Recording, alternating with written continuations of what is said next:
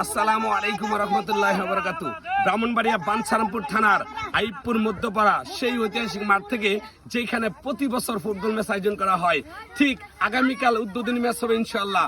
আবারও চুনফুরের অর্থাৎ প্রথম উদ্বোধনী ম্যাচটি অনুষ্ঠিত হতে যাচ্ছে আগামীকাল রোজ শুক্রবার বিকাল 3টায়। আপনারা চলে আসবেন বন্ধু সহ সবাইকে নিয়ে।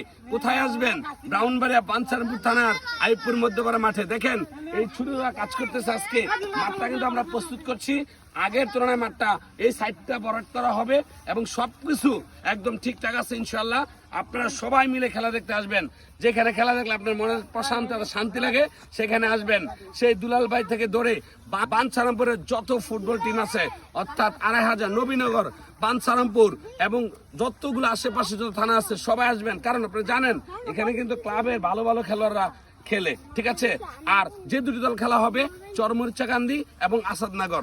অবশ্যই চরমরিচাকান্দি এবং আসাদনগর বলবো ভালো প্লেয়ার আনবেন, তাহলে খেলা জমবে। ঠিক আছে, ভালো থাকবেন সবাই। ভালোবাসি বাঞ্ছারামপুর পেজ থেকে আমি রিফাত হোসেন। আসসালামু আলাইকুম রহমতুল্লাহ বারাকাতুহু।